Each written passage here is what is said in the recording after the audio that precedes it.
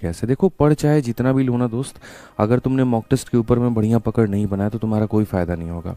तुमने काफ़ी सारे टॉपर्स के वीडियो देखे होंगे जहाँ पर तुमने सुना होगा कि मॉक टेस्ट लगाओ, मॉक टेस्ट लगाओ, मॉक टेस्ट लगाओ, लेकिन वो मॉक टेस्ट लगाने का तरीका क्या है। अगर मानो कि मैं एक एस्पिरेंट हूँ नॉर्मल सा मेरे भाई यहाँ पर, और मैं मैथ्स को मान लीजिए कि यहाँ पर 1 घंटे पढ़ रहा हूँ, तो अगर मैं मैथ्स को 1 घंटे पढ़ रहा हूँ तो ज़्यादा से ज़्यादा कितने क्वेश्चन लगाऊंगा, 20 क्वेश्चन लगाऊंगा या 30 क्वेश्चन लगाऊंगा हद से हद।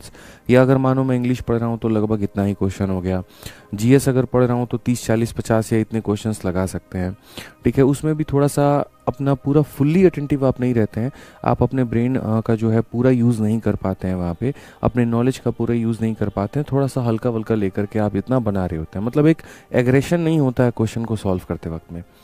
ठीक है, लेकिन वही बात जब हम मॉक टेस्ट को लेकर के आ रहे होते हैं, और जब आप मॉक मेरे भाई संडे के दिन देते हो, तो मॉक जब आप 1 घंटे का पेपर दोस्त जब देते हो ना, तो यहाँ पर इस 1 घंटे के पेपर में कहानी क्या होती है कि न सिर्फ आप मैथ पढ़ते हो, न सिर्फ आप इंग्लिश पढ़ते हो, न सिर्फ आप रीजनिंग पढ़ते हो, न सिर्फ जीएस पढ़ते हो, बल्कि आपको मेरे भाई सारे के सारे सब्जेक्ट जो है वो एक बार गो थ्रू होने का मौका मिलता है।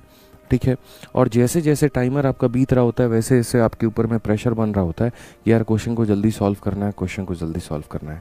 यानी ये जो परफॉर्मेंस है ये प्योरली प्रेशर के अंदर में है, और प्रेशर के अंदर में है तो यहाँ पर ये वाली परफॉर्मेंस के ऊपर में जितनी प्रैक्टिस करोगे कहीं ना कहीं पेपर में तुम्हें उतना फ़ायदा देखने को मिलेगा। तो एक एस्पिरेंट का अगर 50 60 70% तक सिलेबस अगर कंप्लीट हो जाता है तो उसको मॉक टेस्ट देना शुरू कर देना चाहिए। ठीक है, तो 2 बातों के ऊपर में हम चर्चा करेंगे। पहली बात कि मॉक टेस्ट कब देना है, दूसरी बात मॉक टेस्ट कैसे देना है, और तीसरी बात बाद में उसको एनालाइज कैसे करना है। 3 से 4 मिनट का वक्त लेंगे आपसे और आपकी सारी बातें क्लियर करेंगे। पहली बात मेरे भाई यहाँ पर मॉक टेस्ट कब देना है ये हम आपको बताते हैं। मॉक टेस्ट मेरे भाई यहाँ पर जो है जब आपका 50 से 60% सिलेबस हो जाता है तब आप मेरे भाई यहाँ पर संडे के दिन, तब आप यहाँ पर हर संडे को सिर्फ एक मॉक टेस्ट लगाओ, सिर्फ एक, बस बात ख़त्म यहाँ पे। और आपका अगर सिलेबस मान लीजिए 70% तक आपका सिलेबस पहुँच जाता है, ठीक है, अपने हिसाब से, तो फिर आप यहाँ पर जो है लगभग मेरे भाई हफ्ते में 3 दे सकते हो, 3 मेरे भाई यहाँ पर per week, 3 mock per week दे सकते हो अगर आप यहाँ पे। ठीक है, यहाँ पर 3 मॉक पर वीक आप कर सकते हो।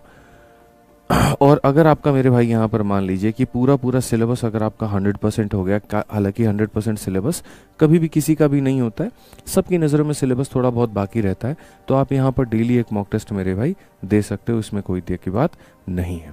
ये आपका मेरे भाई पहली बात तो तरीका होना चाहिए कि सर अगर मेरा इतना हो गया तो मैं ऐसे दूंगा, 70% हो गया तो हफ्ते में 3 मॉक टेस्ट देंगे, और पूरा हो गया तो लगभग डेली एक मॉक टेस्ट देंगे ही देंगे।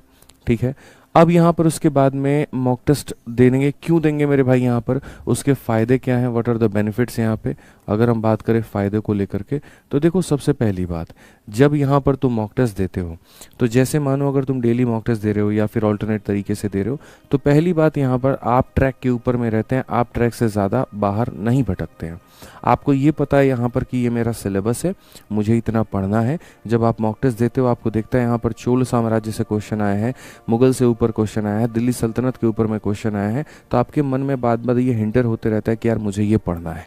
जब आप मॉक टेस्ट में कोई ऐसी वोकैबुलरी देखते हैं जो आपको लगता है अरे यार कल ही किताब में इसको देखी थी लेकिन मैंने छोड़ दिया था, स्किप कर दिया था कि ये तो उतना इंपॉर्टेंट नहीं है, ठीक है, लेकिन अभी मैंने देखा ये क्वेश्चन आया यानी पेपर में आ सकता है, और आ सकता है तो यानी ये मेरे लिए पढ़ना बहुत ज़रूरी है, तो ये आपको कहीं ना कहीं ट्रैक में रखने में काफ़ी मदद करता है। आपको दिख रहा होता है कि आपका कोऑर्डिनेट ज्योमेट्री का क्वेश्चन गलत है, आपको दिख रहा होता है मेरे भाई यहाँ पर आपका प्रिज्म पिरामिड का फॉर्मूला आपको नहीं याद है। ठीक है, तो ये एकदम आपको ट्रैक पर रखेगा। साथ के साथ मेरे भाई जो बोलते हैं ना कि हमें हमारी औकात बताते रहेगा, हमें हमारा नॉलेज बताते रहेगा, हमें हमारी जानकारी बताते रहेगा, और बार बार ये बताते रहेगा यहाँ पर कि बेटा तुमको कितनी मेहनत करनी है और अभी कितना तुम्हारा सिलेबस बाकी है और उसके ऊपर में कितना फोकस करना है। तो ये पूरा एक ट्रैकिंग सिस्टम है आपका जो आपको ट्रैक करके आपका रिपोर्ट आपको देते रहता है। दूसरी बात यहाँ पर अगर आपको अपनी कमियां पता करनी है तो मॉक टेस्ट आप दे दीजिए, आपको मेरे भाई आपके वीक और आपको स्ट्रॉन्ग पॉइंट्स आपके पता चल जाएंगे, और जब अगर आपके वीक और स्ट्रॉन्ग पॉइंट्स आपको पता चल जाएंगे ना तो उसके ऊपर में आप बेहतर काम कर पाओगे। अगर आप मॉक टेस्ट कभी नहीं दोगे तो पता ही नहीं चलेगा कि कैलकुलेटिव क्वेश्चंस को आप टैकल कैसे करते हो, फिर पता चले कि अच्छा ठीक है ये तो बन जाता है, बट रियल मतलब परफॉर्मेंस तो तब है ना जब प्रेशर आपको दिया जाए, और जब प्रेशर में जब ये सारे क्वेश्चन आपके सामने आ रहे होते हैं, जब वहाँ पर नहीं बनता है तो महसूस होता है आज अगर मेरी ये स्थिति है तो पेपर में मेरी स्थिति क्या होगी। इस बात की कल्पना करके आप उसके ऊपर में काम करना शुरू करते हैं और तब जाकर के आपके अंदर धीरे धीरे निखार आने लगता है। ठीक है, तो ये बहुत बेनिफिट्स होता है मॉक टेस्ट के यहाँ पे, तो इसको देना ज़रूरी है। अभी आप लोगों की जो स्थिति है उसके हिसाब से मुझे लगता है संडे के दिन एक मॉक टेस्ट दो। इसमें भी लोग मेरे से पूछेंगे सर किसका मॉक टेस्ट देना चाहिए। देखो बहुत सारी कंपनीज़ हैं, सब अपने जगह पर बेहतर करती हैं। कभी भी ऐसा नहीं हुआ कि मैं इंटरव्यू लूँ और सारे के सारे टॉपर आकर के एक ही मॉक टेस्ट का नाम ले। कभी कोई किसी कंपनी का नाम लेता है, कोई किसी कंपनी का नाम लेता है, सब अलग अलग सोर्सेज को फॉलो कर रहे होते हैं। एट द एंड में बस ये होता है कि सर हम उससे अपनी गलती को निकालते हैं, हम उसके ऊपर में सुधार करते हैं और ये हमारा रिजल्ट हमें देखने को मिलता है और हम इससे सेटिस्फाइड हैं। ठीक है, शुरू में आपका स्कोर थोड़ा सा जो है स्टक भी होगा, एक सैचुरेशन पॉइंट भी आएगा जहां पर 120 से 140 के बीच में आपका स्कोर जाकर के रुक जाएगा। आप बहुत मेहनत करोगे, स्कोर नहीं बढ़ेगा, तो यहाँ वो वक्त होगा कि वापस से जाकर के अपने लेफ्ट टॉपिक्स को कंप्लीट करिए जो छूट रखा है, जिनमें आपसे गलतियाँ हो रही हैं। फिर देखना एकदम से रैंडम से बहुत तेज़ी में आपका स्कोर भागेगा। तो इसीलिए ओवरऑल अगर मैं कंक्लूजन पर आकर के कहूँ तो मॉक टेस्ट आपको देना चाहिए, हफ्ते में कम से कम एक मॉक टेस्ट आपको देना ही चाहिए, बहुत ज़रूरी है। और दूसरी बात, मॉक टेस्ट देना जितना ज़रूरी है उससे कई गुना ज़्यादा उसकी एनालिसिस करनी ज़रूरी है। अब एनालिसिस कैसे करें, ये यहाँ पर सबसे बड़ा सवाल होता है। लोग ये पूछते हैं सर एनालिसिस कैसे करें। बहुत सिंपल है मेरे भाई, यहाँ पर 3 बातों के ऊपर में फोकस करो। सबसे पहला यहाँ पर ये फोकस करो, जो तुम्हारे गलत क्वेश्चन हुए हैं यहाँ पर वो कितने हैं और कौन कौन से हैं। जो तुम्हारे रॉन्ग क्वेश्चंस हैं उनमें ये देखो कि क्या जो सवाल तुमने गलती की है, क्या अधूरी जानकारी की वजह से गलती की है, क्या वो सिली मिस्टेक्स की वजह से हुए हैं, या वो कैलकुलेशन मिस्टेक्स के हुए हैं।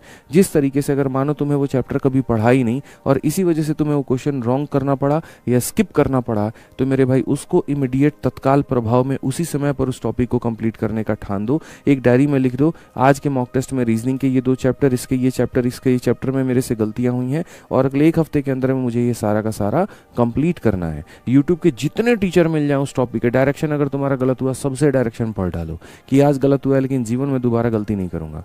वो सचिन को एक बॉलर ने आउट किया था 0 पे और बहुत ही ज़्यादा वो एकदम जश्न मना रहा था, तो उसके बाद में सचिन उनके पास में जा करके बोले ये आपके ज़िंदगी का आखिरी जश्न मेरे लिए हो सकता है, यकीन मानिए मैं आपको ज़िंदगी में दोबारा कभी भी ये मौका नहीं देने वाला हूँ। और एक वो दिन था, एक उसके बाद में कई सारे मैचेस दोनों ने साथ में खेले, लेकिन उसके बाद कभी भी वो बॉलर सचिन को 0 पर आउट नहीं कर पाया। 0 पर आउट किया, उनको आउट ही नहीं कर पाया। सोचो यहाँ पर, तो बोलने के पहले वो कॉन्फिडेंस था और उसके बाद में सचिन ने इतनी मेहनत की कि वो बॉलर 10 जन्म करके हार गया मेरे भाई, लेकिन वो उनको आउट कभी कर ही नहीं पाया। सोचिए इस बात को लेकर के। तो उसी तरीके से अगर आपसे एक बार गलती हो गई ना, अपने मन में मेरे भाई इतना ठान लो कि आज ये गलती हुई है लेकिन दोबारा ये गलती करने का मौका हम तुम्हें नहीं देंगे।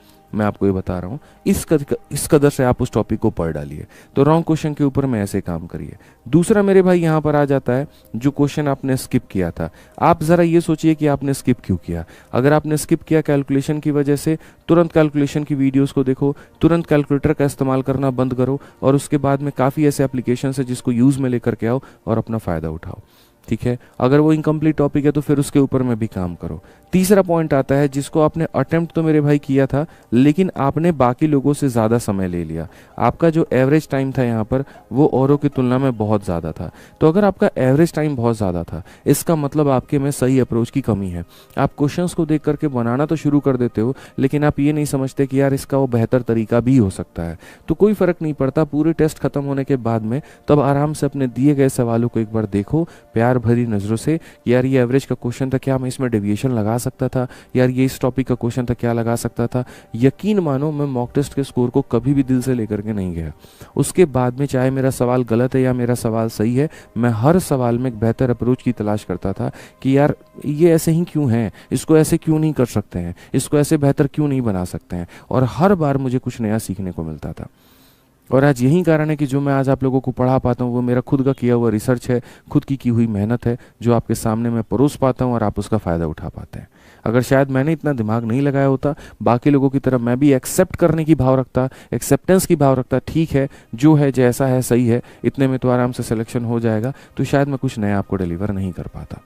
तो ये एक्सेप्टेंस की भाव को ख़त्म करके कुछ नया मेरे भाई यहाँ पर आप भाव लेकर के आइए और बढ़िया तरीके से उसके ऊपर में काम करके उस एवरेज टाइम को कम करिए, तभी पेपर में भला होगा, नहीं तो नहीं होगा।